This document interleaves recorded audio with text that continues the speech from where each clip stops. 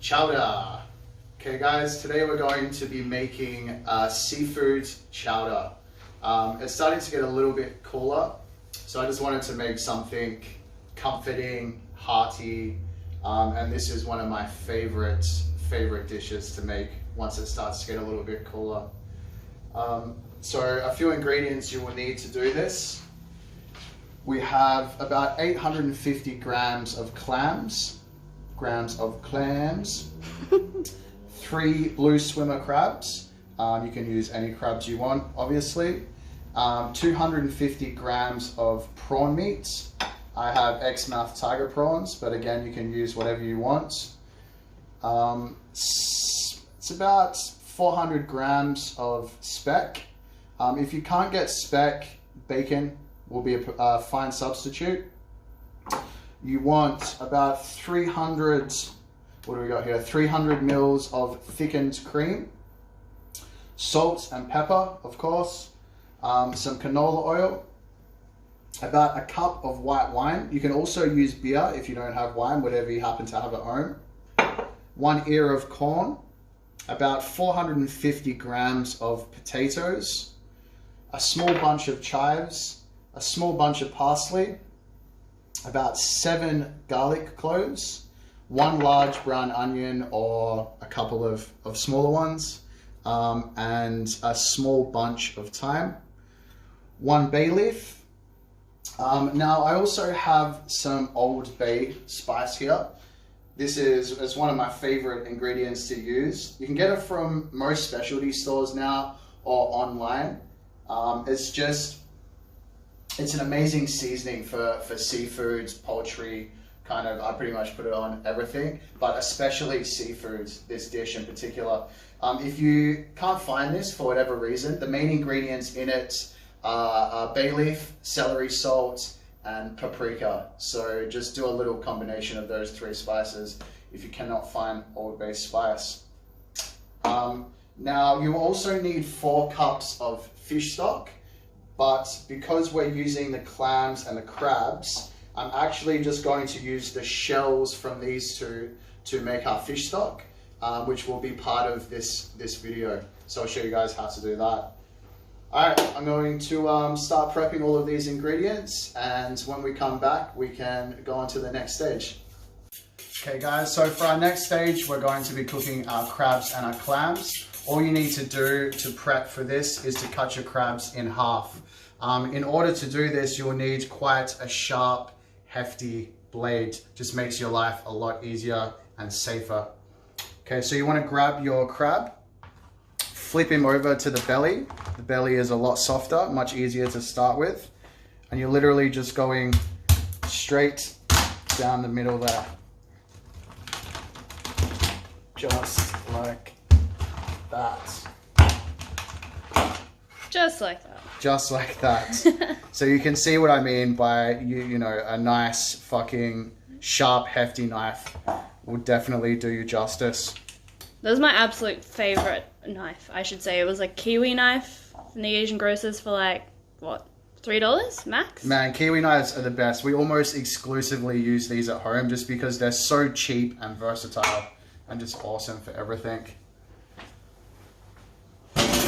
Okay, so now you want to get yourself a nice, big, heavy base pot. And you want to turn that up to high, basically. It must also have a lid, so make sure you have that. Now, we've got so much use out of this electronic wok. It's such a good idea. Yeah, this was a gift from my grandparents, and I'm not gonna lie, I was a little bit suspicious at first. I don't know if that's the right word, of an electric wok, because I've always just used, you know, normal woks on big flame burners, but it's been fucking great. We use this for so many things. You would have seen it used a few times in a few of our videos already. So yeah, if you're after a wok and you don't have a gas burner that's hot enough for a wok, definitely invest in an electric wok. Great investment. All right guys, so now we're going to cook our crab and our clams. So for this, you'll just need your crabs, your clams, and your wine and or beer. So you want to get your pot really, really fucking hot. which it's getting there. Whoo-wee, yeah. Chuck in your crabs.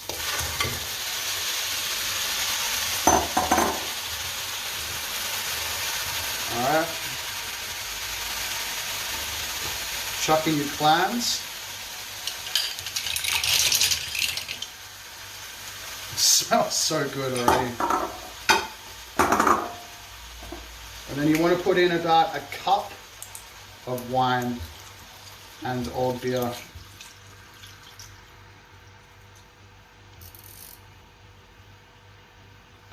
All right.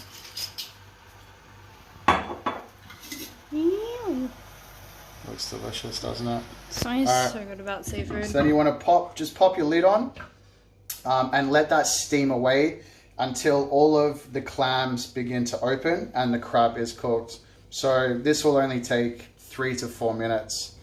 Once this is finished, we'll take all of our seafood out, get the meat out of the crab and clams, and then we'll use our shells to make our fish stock, which will be the next stage when we come back.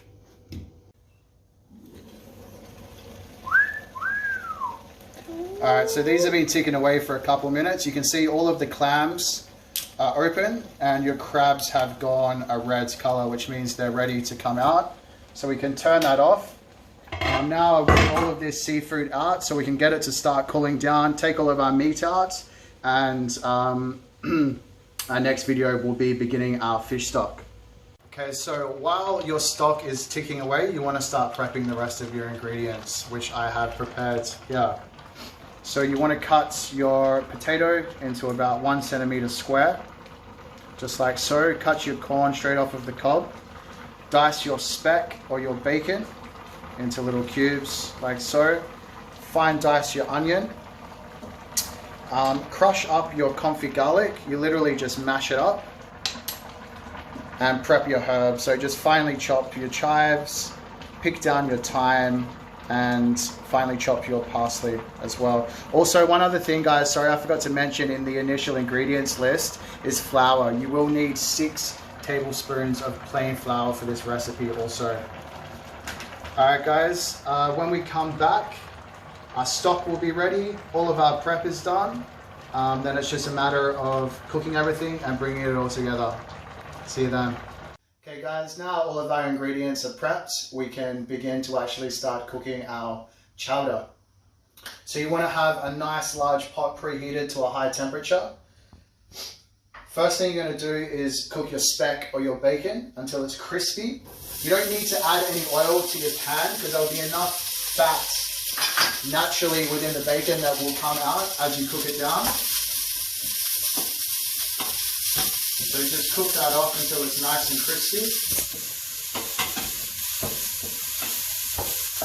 Now while that's cooking away,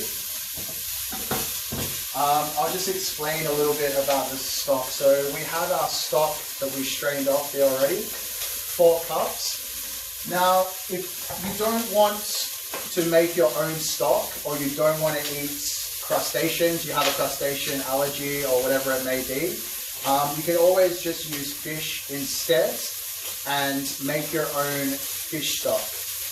Any local fishmonger will usually keep their fish bones. Super cheap to buy. And a fish stock, as you saw, it's so easy to make. Another alternative is, I'm sure you can buy it somewhere if you want. But as always, homemade is always better. So you can see now our bacon is on speck. It's starting to get nice and crispy.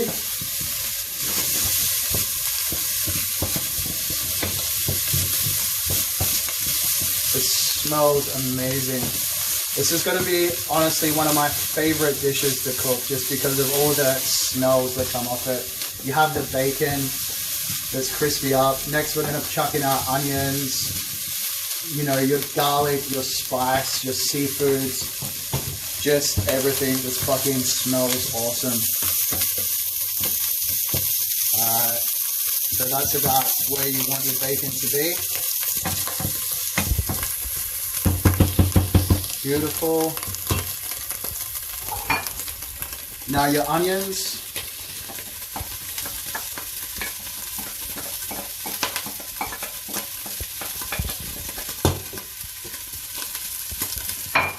Now you don't want to get too much color on your onions, you just want to sweat them off.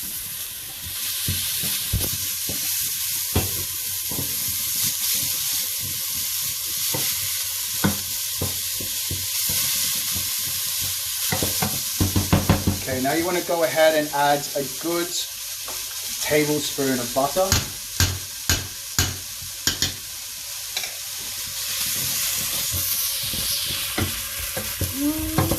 Something's so good about butter and onions. Oh man, tell me about it. Like I said, this whole dish, it smells and tastes like a fucking warm hug, you know, which is exactly why I wanted to cook this dish. It's starting to get a bit cooler, a little bit colder now, you know, this is exactly the type of stuff that you want to eat. Well, the type of stuff I want to eat anyway. Alright, so now we have our thyme, 1 tablespoon picked down. Bosh her in. Give that a little stir through.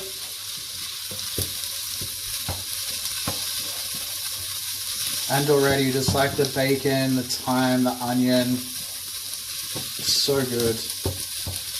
I wish the thyme in our garden hadn't died.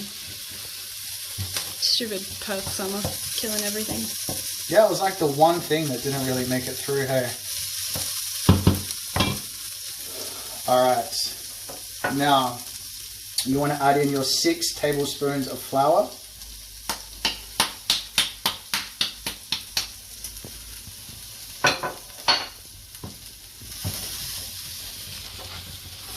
And you want to just cook this out for a couple of minutes. What I mean by cooking it out is you continue to cook with the flour in it. What this does is gets rid of some of the raw taste of flour, which you don't want in your dish. What I mean by that is, so say if I added my flour and then I just added my stock straight in, it would really taste of flour. Whereas doing this little extra step of just cooking your flour out for a couple of extra minutes really just makes that flour taste subtle, almost not even there. So quite an essential step. And what's the purpose of the flour? Is it a thickener or like a binding agent? The flour will be our thickening agent. So to this we will then add our stock, and that's what will give it a nice soup consistency. I can see it's kind of like brown, not white anymore. Yeah, exactly. So just like that. Beautiful. Now you want to add in your comfy garlic.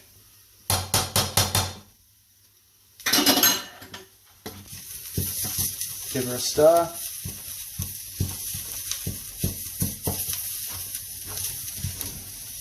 Oh, buddy. Yeah.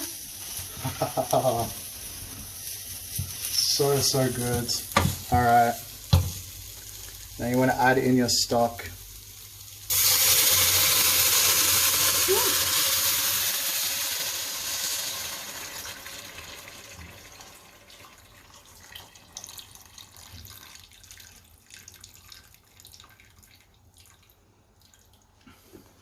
Were you just trying to keep that last little bit out of the stock?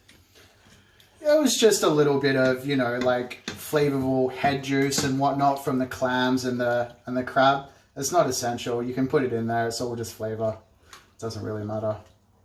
Are you thinking about the clarity of your broth? Pretty much, yeah. You're such a chef. Alright, so now you want to just bring this up to a boil. Keeping it on the same temp. And you'll see as it comes up to the boil, it'll start to thicken. See, it's already starting to get thick now.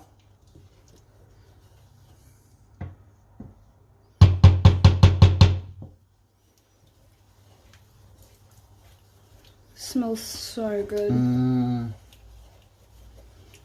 Alright, so you can see that starting to thicken.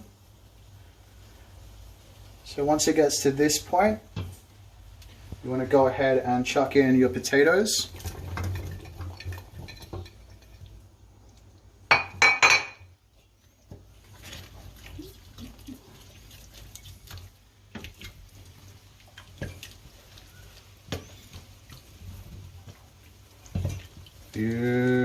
Beautiful.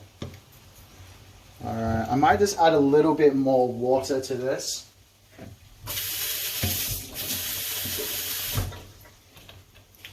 Just a little bit. Is that because it's quite thick already and it's going to evaporate off? Yeah, exactly. It's like most recipes when you're cooking, you know, you don't always follow a recipe exact. Cooking, most of it involves just common sense. So if it's starting to look really thick, obviously just add a little bit of water. It's as simple as that. Beautiful. Alright guys, so now what we're going to do is let this continue to come up to the boil. We're going to turn it down to a simmer and let those potatoes cook for about 6 to 7 minutes, just until they're just cooked through. And then we can do the next stage of our chowder. Ew. Ew. So our chowder's been kicking along for about 3 minutes now. I had to add about another half a cup of water. And that's kind of the consistency you want it. You want it to be quite thick, because don't forget we still need to add our cream as well. So once that's been cooking for about 3 to 4 minutes, you want to chuck in your prawns.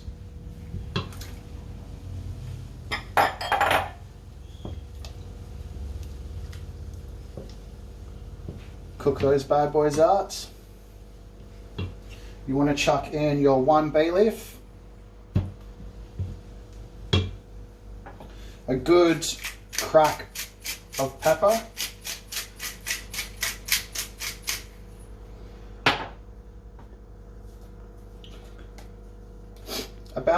I would say about a teaspoon to a teaspoon and a half of Old Bay spice. Again, if you don't have this, paprika, bay leaf, celery salt. If not, just a bit of paprika, even a bit of smoked paprika, beautiful in this dish. Smoked paprika, beautiful in anything really, let's be honest. That's true. I put it on myself. You can really smell the celery salt though. Yeah, it's definitely one of the prominent ingredients of Old Bay is the celery salt, for sure. Add in your corn. Get it all in there.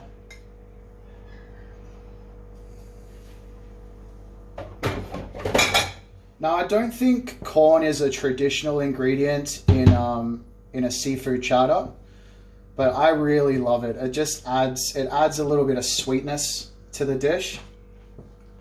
Also a little bit of color as well.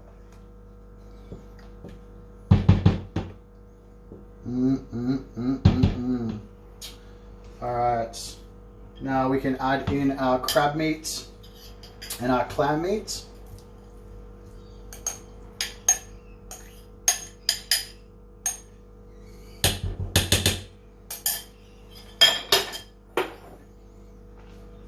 Stir that through. Oh, buddy, this is starting to look like some chowder. Chowder? Chowder. It looks much thicker already as well. Yeah, exactly. So you definitely don't want it too thick when you start. No. Well, yeah. You want it to be... This consistency is perfect, actually. Like I said, it looks really quite thick now. But we still need to add 300 mils of cream, so that will balance it out perfectly. All right, once that's in there, you want to chuck in your parsley chiffonades. Chiffonade? Chiffonade, fancy chef word for finely chopped. Stir that through. And 3/4 of your chives. Just keep some of your chives for a garnish. That'll be enough.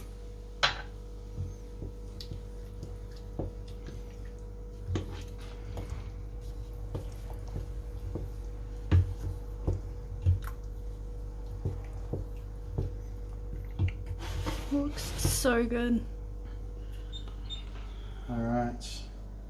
Now our cream.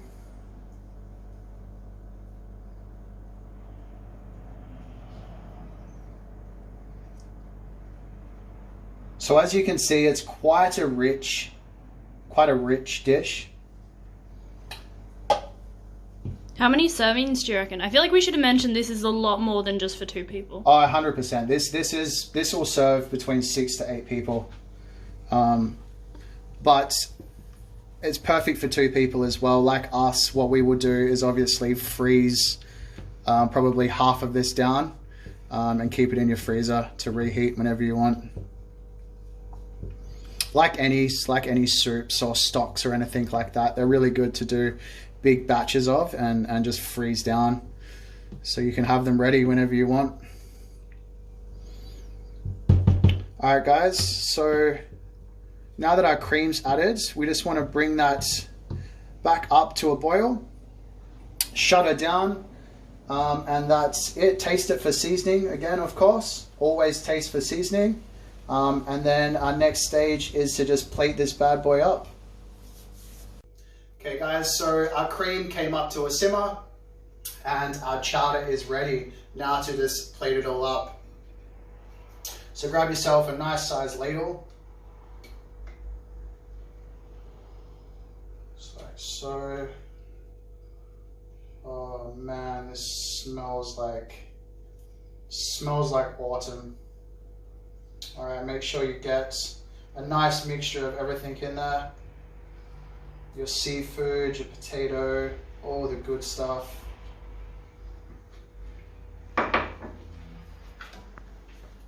Garnish it with some chives.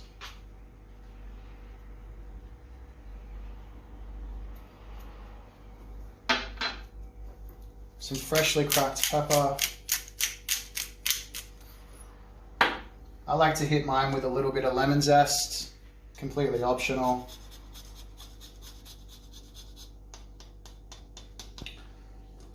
And you want to serve this with a good slice of your favorite bread. I got a beautiful sourdough loaf here.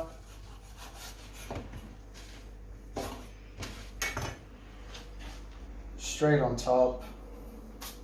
And there you have it, guys. Seafood chowder. Dig in.